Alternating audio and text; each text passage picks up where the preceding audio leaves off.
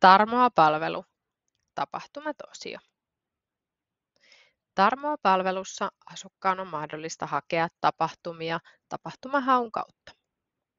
Valittavana on 3 eri kieltä: suomi, ruotsi tai englanti.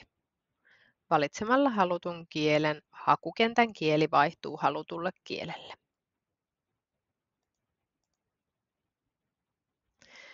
Asukas voi valita joko sen hetkisen oman sijaintinsa tai syöttää sijainnin, josta haluaa tietoja ja tapahtumia hakea.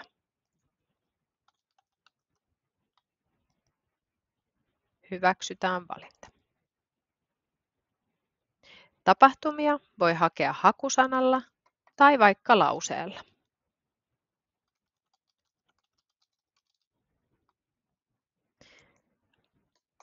Mahdollisuus on hakea tapahtumia tietyltä ajanjaksolta, esimerkiksi seuraavalta 7 vuorokaudelta.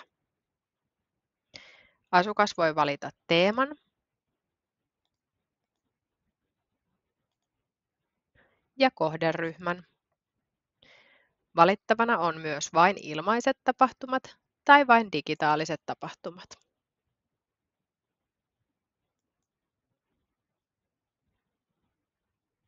Tapahtumahaun tulokset tulevat hakukentän alapuolelle.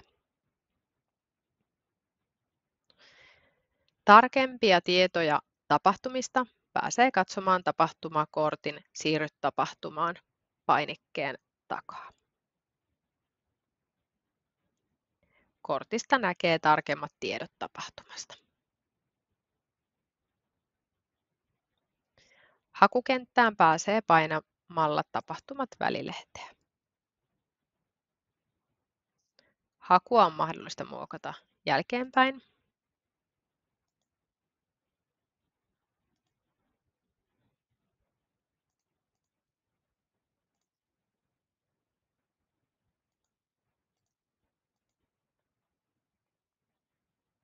Uudet tapahtumahaun tulokset tulevat hakukentän alapuolelle.